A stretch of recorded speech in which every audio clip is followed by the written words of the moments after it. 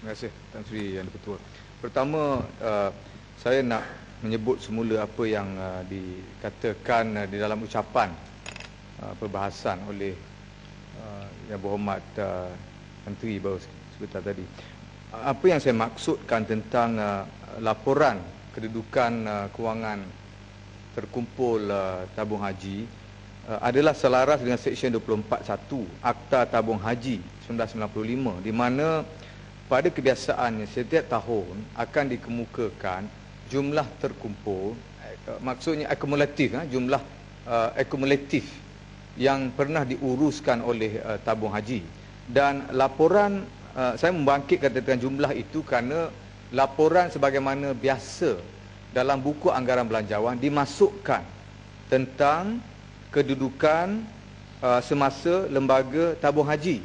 Sebagai contoh, Datuk Menteri, pada tahun lepas, dalam perbentangan tahun lepas, di bahagian G2A, penyata akaun memorandum jaminan dalam negeri, memang digariskan atau dipersembahkan di situ jumlah yang terkumpul yang diuruskan oleh lembaga tabung haji.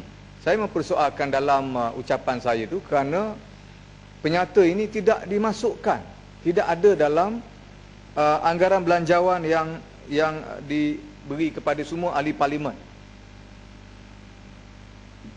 Di dalam ini, Timbalan Menteri, Datuk Menteri, dalam ini tidak dinyatakan, tidak ada. Sebab itu saya minta khusus untuk isu tabung haji ni, lembaga tabung haji ni, supaya diberi penjelasan. Saya dapati betul apa yang Berhormat Menteri sebutkan tadi.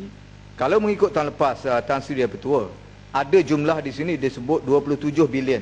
Betul, ada. Ni laporan tahun lepas memang ada. Di muka surat 653 ada disebut. Tetapi tahun ini tidak ada.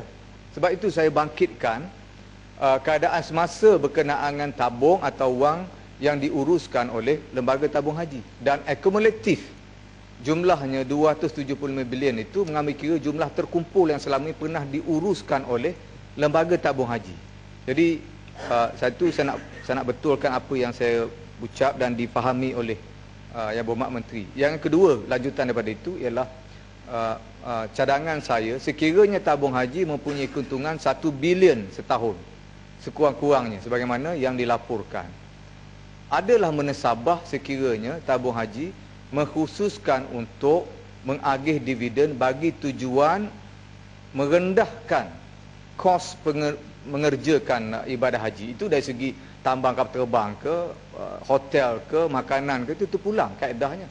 Asasnya ialah berlaku penurunan dari segi peratusan kos untuk mengerjakan haji setiap tahun oleh kerana tabung haji mendapat untung yang agak besar. Kalau 27 bilion terkumpul, 1 bilion setiap tahun keuntungan bersih, ini agak lumayan dari segi mata keuntungannya buat masa ni. Terima kasih Tan Sri Menteri. Yang Berhormat Tan Sri, izinkan saya untuk menjelaskan pandangan dan juga makluman yang telah diberikan oleh Yang Berhormat Indra Mahkota sebentar tadi. Saya dipahamkan untuk kewangan akan menjelaskan nanti dalam penjelasan mereka. Walau bagaimanapun, oleh kerana figure yang dibawa oleh Indra Mahkota tadi, dia melibatkan fakta-fakta yang memerlukan kepada jawapan bertulis untuk saya berikan kepada Indra Mahkota. Dan yang keduanya, mengambil kira tadi perkara baru yang disampaikan. Yang keduanya ialah berkenaan dengan cadangan yang suka saya nak penjelaskan bahawa pihak tabung haji sejak daripada tahun 2007 kita telah menjangkau keuntungan selepas daripada cukai dan juga pada selepas tolak zakat. Kita menjangkau keuntungan melebihi daripada 1 bilion, 1 billion company. Bahkan untuk tahun yang lalu kita menjangkau sekitar 1.6 bilion. Dan oleh kerana saya tak sempat menghabiskan jawapan, sebenarnya jawapan saya ada di hadapan kepada apa yang Berhormat sebutkan, untuk kita memberikan dalam bentuk dividen, bonus ataupun kebajikan kepada pihak deposit ataupun penyimpan tabung haji. So izinkan saya untuk saya bacakan jawapan ini, kerana ini nanti akan menjelaskan di mana kebajikan yang telah dilakukan oleh pihak tabung haji, terutamanya oleh kepada para jemaah haji, termasuk kepada penyimpan-penyimpan dalam bentuk dividen dan bonus. Yang berhormat, walaupun kos-kos penginapan telah meningkat secara drastik sejak 6 tahun yang lepas, bayaran haji yang dikenakan kepada jemaah haji tetap kekal pada kadar RM9,980. Sejak daripada lama dahulu kita kekal pada harga RM9,980. Sedangkan bayaran kos ataupun kos bayaran haji sebenar bagi tahun 2012 adalah sebanyak RM15,150.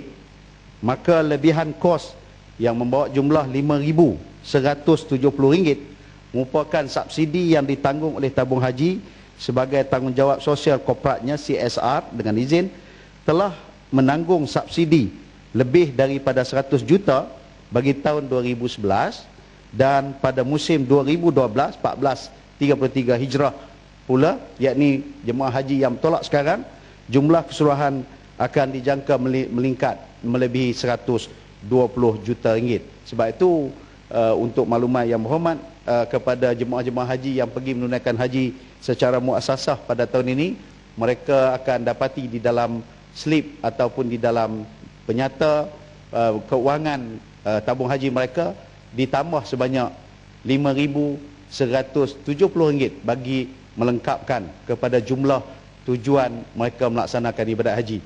Dan saya merasakan, Tan Sri Yang Di-Pertua, ini adalah merupakan jumlah yang paling tinggi dalam sejarah di tabung haji untuk kita memberikan subsidi bantuan kepada jemaah haji yang menunaikan ibadat haji secara muassasah.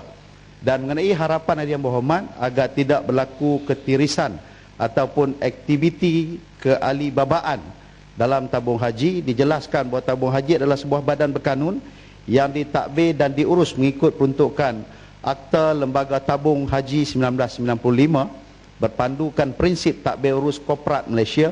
Pengurusan tabung haji terdiri daripada golongan profesional Bumiputera yang mentadbir dan mengurus secara telus dan juga profesional, serta sentiasa memastikan segala piawaian, operasi dan kewangan dipatuhi.